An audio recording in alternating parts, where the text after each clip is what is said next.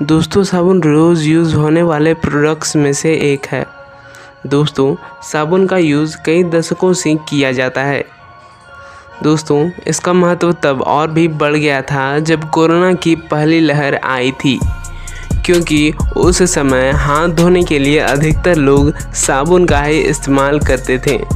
लेकिन जब आप स्नान करते समय अपने पूरे शरीर पर साबुन को रगड़ते हैं और आप अपने शरीर को शुद्ध मान लेते हैं, पर क्या आप जानते हैं कि साबुन भी मांसाहारी हो सकता है? दोस्तों आज हमारे देश में सैकड़ों प्रकार की कंपनियां साबुन का उत्पादन करती है, लेकिन साबुन में यूज़ होने वाले इंग्रेडिएंट्स की सच्चाई हमेशा से विवादों में बनी रही है। और इनमें से एक सवाल ये भी है कि क्या साबुन में सच में सूअर की चर्बी मिलाई जाती है या नहीं? तो दोस्तों इस सवाल का जवाब है हाँ, साबुन में सूअर की चर्बी मिलाई जाती है। अब आपको लग रहा होगा कि कहीं मेरे साबुन में भी तो सूअर की चर्बी नहीं मिलाई गई है। तो ज़रा धैर्य रखिए, क्योंकि आज हम आपको इस वीडियो में ये भी बताएंगे कि आप किस तरह अपने साबुन को जांच सकते हैं और पता कर सकते हैं कि क्या आपके साबुन में भी जानवरों का मांस मिला है या नहीं।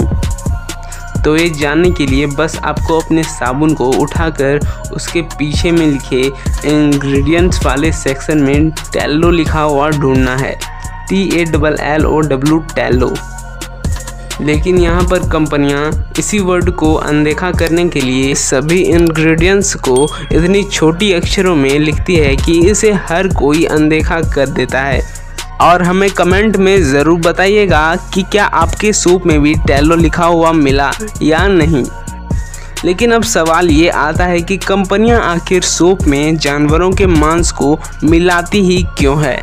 दोस्तों कई सूप कंपनियाँ एनिमल फैट के बजाय ताड़ के वसा का यूज़ करती है, जिसे हम डालडा भी कहते हैं, और यह हानिकारक भी नहीं होता है। लेकिन दूसरी कंपनियां ज़्यादा फ़ायदा पाने के चक्कर में डालडा के जगह एनिमल फैट का यूज़ करती है, क्योंकि एनिमल फैट डालडा के मुकाबले बहुत ज़्यादा सस्ती मिल जाती है, क्योंकि कंपनियां इसे बहुत बड़े पैमाने पर खरीदती हैं। इनमें से कई कंपनियों का संपर्क तो सीधे बूचड़ खाने से होता है, क्योंकि वहाँ इतने बड़े पैमाने पर एनिमल फैट बहुत ज़्यादा सस्ते दामों में मिल जाता है। दोस्तों आपको बता दें कि एनिमल फैट युक्त सोप या साबुन लगाने से किसी भी तरह की बीमारी नहीं होती है। दोस्तों ये तो बात हो गई कि सोप में क्या कैसे मिला होता है, लेकिन सोप यानी साबुन को आपके बाथरूम तक पहुंचने में एक लंबा सफ़र तय करना पड़ता है। तो चलिए जानते और समझते हैं कि इस सोप यानी साबुन को फैक्ट्रियों में किस प्रकार बनाया जाता है। पर जाने से पहले इस वीडियो को एक लाइक ज़रूर से कर दें, और अगर अभी तक आपने हमारे चैनल को सब्सक्राइब नहीं किया है तो लाल बटन को दबाकर सब्सक्राइब कर लें और बेल आइकन को दबाकर ऑल का ऑप्शन भी ज़रूर सेलेक्ट कर लें, ताकि हमारी हर इंफॉर्मेटिव वीडियो की नोटिफिकेशन मिले आपको सबसे पहले। तो सोप को बनाने की शुरुआत होती है एक बड़े से बॉयलर में, जहां एनिमल फैट या डालडा, कास्टिक सोडा और सभी अन्य केमिकल्स का मिक्सचर तैयार किया जाता है। अब इसमें इसके टेम्परेचर के मुताबिक खास अनुपात में पानी को उस मिश्रण में डाला जाता है। अब अच्छी तरह उबल जाने के बाद इन मिश्रण को एक कन्वेयर बेल्ट के जरिए आगे भेज दिया जाता है। आगे जाने के बाद ये मिश्रण ठंडा होने लगता है और इसमें मौजूद एनिमल फैट जमने लगता है और यह सूख कर ठोस का रूप ले लेती है।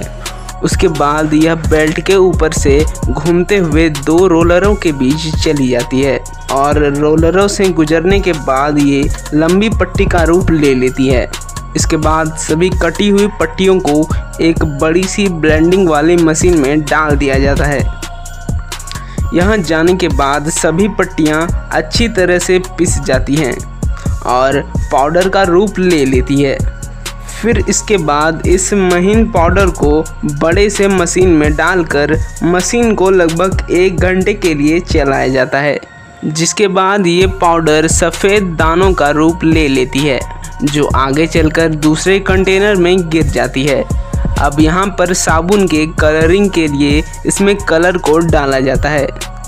दोस्तों अब बारी आती है इसमें सबसे खास चीज़ मिलाने की, जिसके बिना साबुन अधूरा होता है, यानी इसके सुगंध के लिए इसमें फ्रेगरेंस कोड डाला जाता है जो लिक्विड फॉर्म में होता है। अब इसे इसी तरह 15 से 20 मिनट तक अच्छे से मिक्स किया जाता है। यहीं पर कंपनियां अपने सीक्रेट इंग्रेडिएंट्स को भी इसी कंटेनर में डाल देती है। यही कारण है कि मार्केट में बिकने वाले हर साबुनों का सुगंध अलग अलग होता है। प्रोसेस कंप्लीट हो जाने के बाद अब बारी आती है इसके आकार की, इसलिए इन्हें एक लंबे से आयताकार सांचे में डाल दिया जाता है और इसको सांचे में डालकर अच्छे से सेट किया जाता है। अब इसके छोटे छोटे ब्लॉक्स काटकर लैब में इसे टेस्टिंग के लिए भेज दिया जाता है। रिपोर्ट सही आ जाने पर इसे आगे भेज दिया जाता है। फिर इन ब्लॉक्स को एक प्रेशर कटिंग मशीन के द्वारा गुजारा जाता है और यह कटिंग मशीन इन साबुनों को निश्चित आकार में काट देती है और इसे मार्केट में बिकने के लिए साबुनों जैसा रूप दे दिया जाता है। अब बारी आती है इसके पैकिंग की, क्योंकि बिना पैकिंग किए साबुनों को मार्केटों में नहीं भेजा जाता है।